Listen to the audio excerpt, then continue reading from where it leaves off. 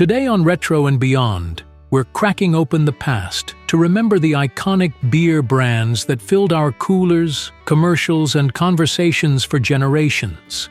From backyard barbecues to ball games, fishing trips to Friday nights. These beers weren't about being fancy, they were about belonging. Grab a cold one or just a memory, and let's dive in. 1. Schlitz. The beer that made Milwaukee famous. No matter how far you've gone, there's only one place that's still got all the best. Home. Hamm. In the 1950s, one beer ruled them all: Schlitz. With a bold flavor and even bolder ad campaigns, it became the best-selling beer in America. Its slogan wasn't just catchy, it was a badge of honor. If you were drinking Schlitz, you were drinking what winners drank. By the 70s, it slipped behind Budweiser. But for many old-timers, it never left the top shelf of their memory. But Schlitz's story is more than just sales. It's pure Americana. Founded in 1849 by a German immigrant in Milwaukee, the brewery helped define what American beer could be. In fact, during the Great Chicago Fire of 1871, Schlitz sent boatloads of beer down Lake Michigan to aid the city and win over new customers. That move cemented their popularity in the Midwest for generations. And then came the mistake. In the 1970s, to cut costs, Schlitz changed its brewing process, swapping quality for speed. What followed was a disaster. The new formula made the beer spoil faster and, in some cases, turn cloudy right in the bottle. Customers noticed. Jokes flew. Some called it Schlitzed again. It was a lesson in loyalty lost and the power of word of mouth. But for many baby boomers, the name still brings back backyard BBQs, Dad's cooler on a hot day, and vintage signs hanging proudly in garages. It's no wonder collectors today still hunt for that Golden Globe logo. Schlitz might have faded from shelves, but not from hearts. 2. Pabst Blue Ribbon. Before it was ironic. When man was first trying out his wings, Pabst Blue Ribbon beer was there. Blue Ribbon was brewed for men who really liked beer. Long before hipsters made it cool again, Pabst Blue Ribbon was your dad's go-to. It was the beer of county fairs, bowling leagues, and backyard sheds. PBR won its Blue Ribbon at the 1893 World's Fair and ran with it for a century. It was simple, honest, and dependable, like the folks who drank it. But what made Pabst special wasn't just the ribbon. It was the ritual. A job well done for Pabst Blue Ribbon beer. Blue-collar workers across America had their end-of-day routine. Clock out, hit the corner bar, order a Pabst. That red, white, and blue can became part of the working man's uniform. In small towns, it was a symbol of pride. And in big cities, it was everywhere. In diners, fridges, and fishing boats. And then came the comeback. After years of declining sales, something strange happened in the early 2000s. PBR got cool again. Hipsters in Brooklyn and Portland embraced it as a retro badge of rebellion. Suddenly, the beer your grandpa drank became the choice at indie rock shows and skate parks. Irony turned into affection. One joke summed it up perfectly. Pabst, the only beer that goes great with a mustache you haven't earned.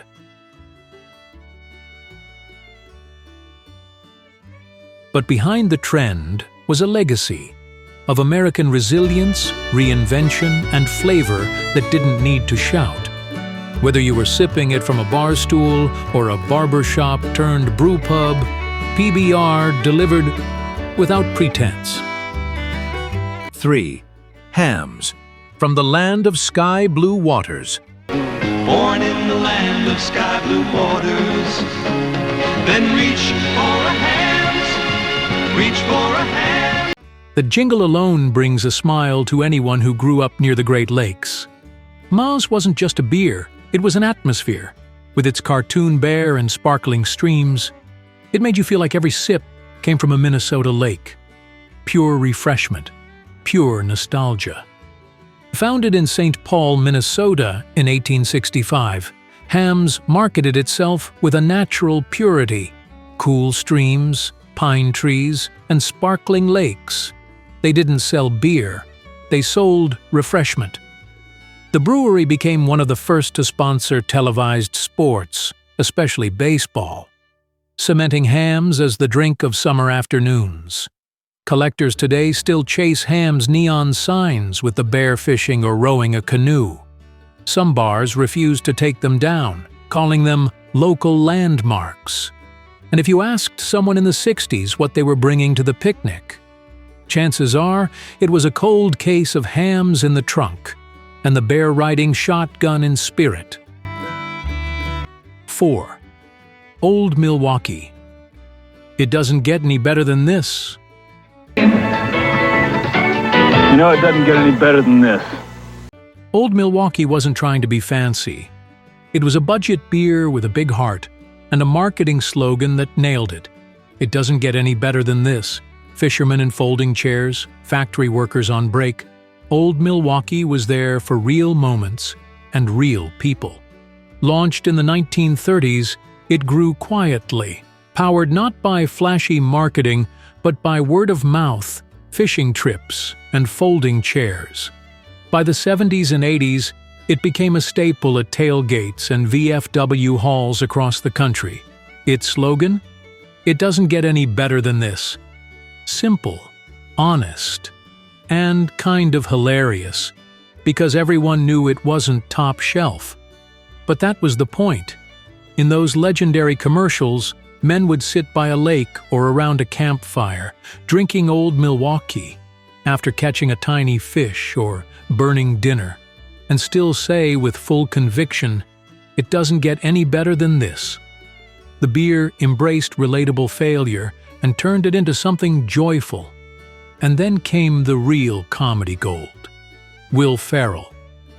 In the early 2010s, Ferrell made a series of bizarre, low-budget ads for Old Milwaukee, completely unannounced. He'd walk through a cornfield, say something odd, crack a beer, and stare into the camera. It was part parody, part tribute, and it made Old Milwaukee weirdly relevant again. In frat houses, the beer was both a joke and a rite of passage. If someone brought a 30-pack to the party, they were either broke or a legend. One guy claimed he bought it just for the cardboard box because it made a perfect sled. And let's not forget the beer cannon stories. Some folks discovered that Old Milwaukee cans, thanks to their low pressure and thin walls, made the best ammo for homemade launchers. Sure, the taste was light, but the memories? Heavy. Old Milwaukee wasn't about impressing anyone. It was about kicking back, laughing with friends, and realizing maybe it doesn't get any better than this. 5. Budweiser, the king of beers. Here comes the king, here comes the big number one. Budweiser beer, the king is second to none. Just say Budweiser. No list of iconic beers is complete without Budweiser. The Red Label, the Frosty Long Neck, the Clydesdales. Bud wasn't just a beer, it was a symbol of Friday night football, summer parades, and classic Americana. If you had a Bud in your hand, you were living the good life. Brewed since 1876 by Adolphus Busch, it was inspired by Czech lagers, but tailored for American tastes. And once Prohibition ended, Budweiser hit the ground running like a Clydesdale through fresh snow. Speaking of which, those Clydesdales, introduced in 1933 to celebrate the repeal of Prohibition, They became stars in their own right. Decked out in polished harnesses and brass fittings, those majestic horses symbolized strength, tradition, and pure Americana. They paraded through small towns, led the Macy's Thanksgiving Parade, and even visited Ground Zero after 9/11 in a somber, tear-jerking tribute ad that aired once and left a mark forever. In the 1980s and 90s, Budweiser dominated with its unforgettable marketing. There were the iconic "What's up?" guys yelling at each other through landlines, the croaking Budweiser frogs. Hello? What's that? That somehow became more famous than the beer itself. And let's not forget Spuds MacKenzie, the party dog who became a cultural phenomenon. Bud was everywhere. Baseball games, backyard weddings, that one uncle who swore it helped his back pain, and people joked about it too. Q. Why did Budweiser print trivia under its bottle caps? A. Because after 2 of them, it's the only test you're passing. But for all the gags, there was deep-rooted loyalty. For millions, Bud was their first beer, or the one their dad always drank while mowing the lawn, shirt off, radio blasting. And let's not forget those Christmas commercials, snow falling, a red wagon jingling through a sleepy town, Clydesdales trotting down the street. No dialogue needed, just feeling. At its peak, Budweiser was the best-selling beer in America for over 40 years. And even as tastes changed and craft beers exploded, Bud held its own. Because sometimes you don't want citrus notes or hazy hops. You want Bud. You want simple, cold, familiar. Because with the king of beers, the crown was earned, not claimed.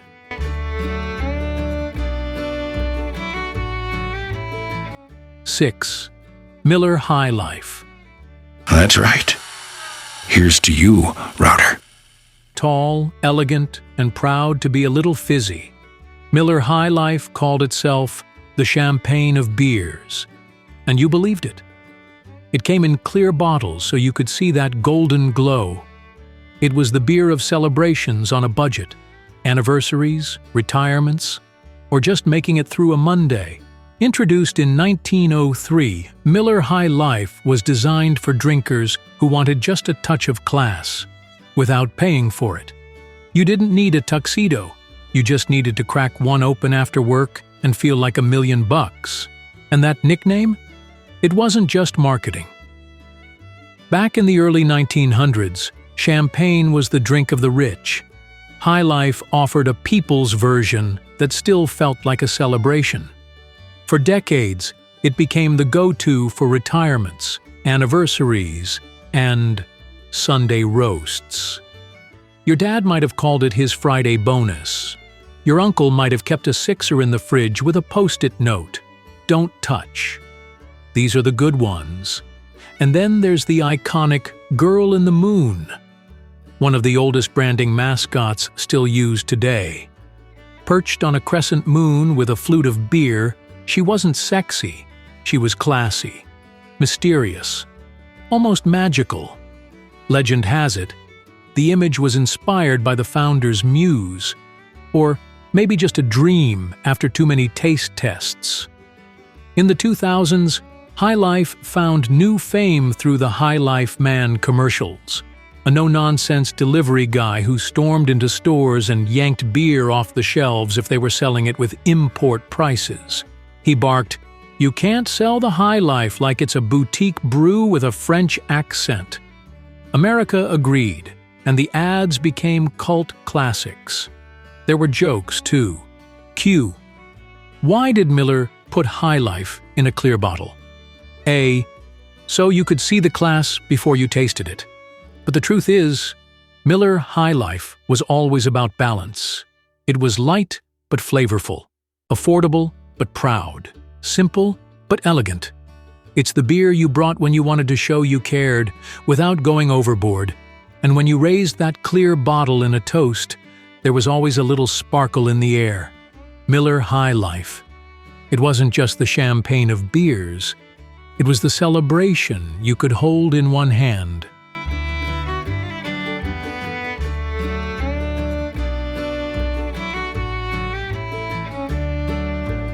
Seven. Coors Banquet. Before the Rockies were cool, using only pure Rocky Mountain water and the best high country barley. 'Cause if it ain't broke, you don't fix it. Coors, the banquet beer. there was a time when Coors Banquet was so rare east of the Mississippi, it became a black market treasure. People smuggled cases like gold. Why? Because it tasted crisp, fresh, and pure, thanks to Rocky Mountain water. Coors wasn't trendy, it was earned, and Banquet was its golden badge. Even President Gerald Ford and Dwight Eisenhower were reportedly fans. Ford once brought a stash back on Air Force One. The whole mystique exploded with the movie Smokey and the Bandit in 1977. The entire plot revolves around smuggling a truckload of Coors Banquet to Georgia. The fact that an entire Hollywood film was made about getting your hands on a beer? Legendary. Coors wasn't about image, it was about attitude. Banquet was the beer of cowboys, coal miners, and construction crews. The golden stubby bottles, short and wide, stood out in coolers like old Western bullets. In the Mountain States, Coors Banquet was a rite of passage.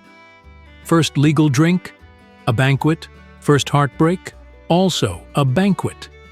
It was the comfort beer of dads and grandpas sitting on the porch, boots dusty from work, watching the sun drop behind the hills. And it had its quirks. The Banquet name? That came from the 1800s, when miners would gather after a hard day's labor and throw down beer like it was a feast. Coors wanted to honor that spirit, and it stuck. Even today, when it shows up in shows like Yellowstone, it's never just product placement. It means something. It means that character is rugged, old school, and doesn't give a damn about hops with tropical notes. There's a running joke out west. You don't order a banquet, it calls you. And for those who grew up with it, that golden can is like a handshake from the past. Strong, honest, familiar. Coors Banquet. Before the Rockies were cool, this beer already was. It's no downstream beer. It's no city beer. It's Coors. 8. Stroh's, fire brewed. Richard, Timothy. This is all right. Glad he didn't forget his friend. Or Stroh's. Where is the Stroh's? Made in Detroit and proud of it, Stroh's was different. Why? Because it was fire brewed. That gave it a toasted flavor and a blue-collar swagger. In the 70s and 80s, Stroh's was everywhere, from tailgates to poker nights. It even had a clever dog in its commercials named Alex. Who could forget that guy? Founded in 1850 by German immigrant Bernard Stroh, this Detroit-based brewery had a bold edge from the start. And its secret weapon? Fire brewing. Instead of steam or modern equipment, Stroh's brewed its beer over direct flame, giving it a unique toasted caramel-like flavor that fans swore made all the difference. It wasn't just beer, it had bite. By the 1970s, Stroh's was the third largest brewing company in America. It had taken over breweries across the country, and its commercials were on every TV during football season. But what really sealed it into pop culture memory? One word: Alex, the dog. In the 1980s, Stroh's launched an ad campaign featuring a laid-back dog named Alex, who could do one very important trick: fetch a beer from the fridge. He became a national sensation, with kids begging their parents for a dog just like Alex. In fact, in one commercial, Alex even drove a convertible and picked up ladies. Not bad for a Labrador. The joke back then? My dog fetches the newspaper, yours fetches Stroh's. You win. Stroh's was the beer of bowling alleys and basements, city workers and Tigers fans. It had grit. You didn't drink Stroh's because it was trendy. You drank it because it was yours. And behind the scenes, the Stroh family kept tight control over the company for over a century. But rapid expansion and risky acquisitions in the 80s and 90s eventually caught up to them. They bought too many brands, took on too much debt, and couldn't keep up with the big three, Bud, Miller, and Coors. By the late 90s, Stroh's was sold off and production moved. For many Detroiters, that hurt. It wasn't just a beer. It was a badge of hometown pride. But in recent years, a revival. Stroh's has been reintroduced in Michigan with its original fire-brewed recipe. The comeback isn't just about taste, it's about heritage. And the nostalgia? Still strong. Collectors proudly display vintage Stroh's neon signs. And some Detroit bars refuse to serve anything else, because while the world moved on, Detroit never forgot. Stroh's, fire-brewed, Detroit-born, and burned into memory.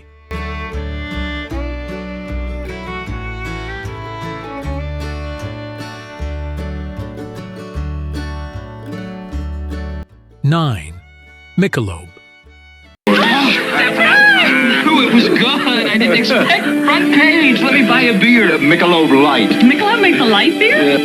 Compare the good taste of Michelob Light, not just to other light beers, but to your regular beer. When you wanted to impress date night, fancy dinner, you didn't grab a can, you reached for a bottle of Michelob. With its teardrop-shaped bottle and sleek black label, it whispered class without shouting. It was still domestic, but it felt European. In the 1970s, Michelob was what you ordered when you wanted to upgrade. Launched by Anheuser-Busch in 1896, Michelob was originally a draft-only beer meant for connoisseurs. It didn't hit store shelves in bottles until 1961, when it debuted with that now iconic teardrop bottle. Sleek, smooth, European in shape. You didn't just drink Michelob, you presented it. It was the beer you brought on date night when wine felt too stiff and Bud felt too casual. The label was black with gold trim, whispering class instead of screaming for attention. Michelob was the soundtrack to dim-lit steakhouses, pool halls with leather booths, and bachelor pads with shag carpeting and lava lamps. By the 1970s and 80s, Michelob carved out a niche as the upgrade beer. It was still domestic, but it felt imported, and the ads leaned in hard. Slow-motion couples dancing, velvet jazz riffs, candlelit dinners, and the smooth voiceover saying, "Weekends were made for Michelob." The commercials were so suave, you half expected James Bond to appear holding a bottle. Fun fact? At one point in the 80s, Michelob was the fastest-growing premium beer in America. It even briefly outsold Heineken in certain states. And it was no stranger to the music scene. Michelob sponsored massive tours by Genesis, Eric Clapton, and the Rolling Stones. Because nothing says rock and roll quite like a premium lager in a black bottle. Of course, the brand tried to evolve over time. Michelob Light, Michelob Dry, Michelob Amber Bock, and later Michelob Ultra, which took off with the health-conscious crowd. But that original Michelob? That was something different. It was the bottle you left on the table at a house party to show you had taste. It was the six-pack you pulled from the fridge when your in-laws visited because it said, "I'm successful," without actually saying it. Old-school drinkers had a joke. Michelob, because if you're going to kiss with beer breath, at least make it smooth. And let's not forget that sound when you cracked one open, just a little crisper than usual, like the beer knew it was special. Michelob wasn't about how many you could drink. It was about when you drank it, and that made all the difference. 73 calories, crisp, clean taste. Michelob Ultra, superior light beer. 10. Olympia. Probably don't care that we use only carefully selected hops or the finest grains or pure artesian brewing water. But you'd taste the difference if we didn't. So we do. Olympia. It's the water and a lot more. Brewed in Tumwater, Washington, Olympia claimed its taste came from the magical springs nearby. Their slogan? It's the water. Whether or not that was true, it worked. Olympia had a loyal following in the Pacific Northwest and beyond. It wasn't flashy, but it felt honest. And sometimes, that's all a beer needs to be.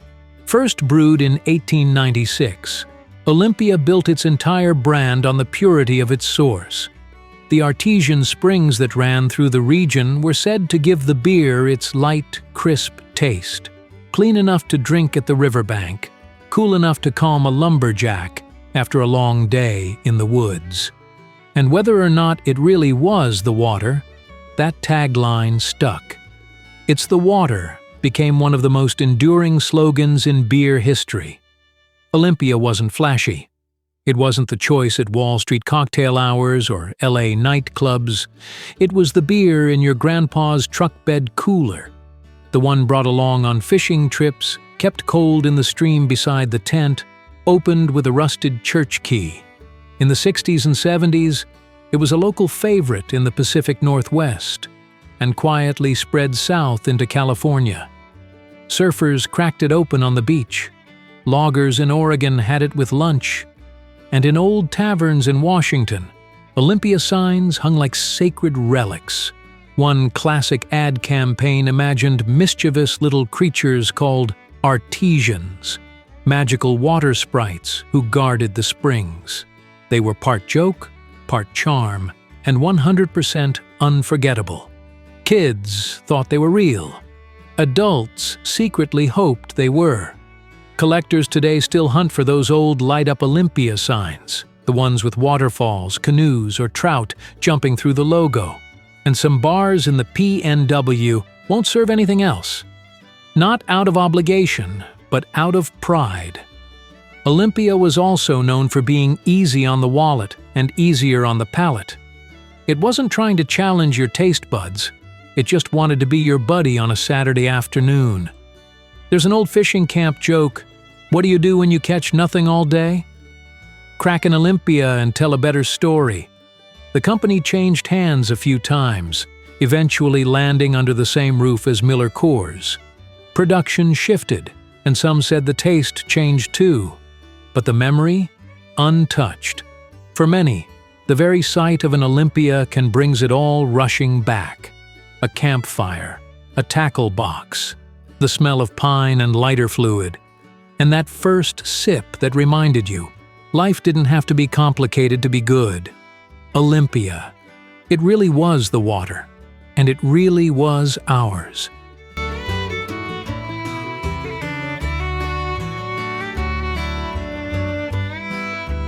Beer in the 20th century wasn't about being rare or hoppy or brewed with lavender.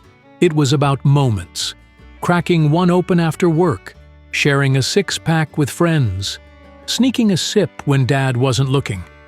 These iconic brands weren't perfect, but they were ours, and every cold bottle came with a memory. Thanks for joining us on this refreshing walk through history here on Retro and Beyond, where the past never goes flat. Which iconic beer did your family swear by? Let us know in the comments below. And don't forget to like, subscribe,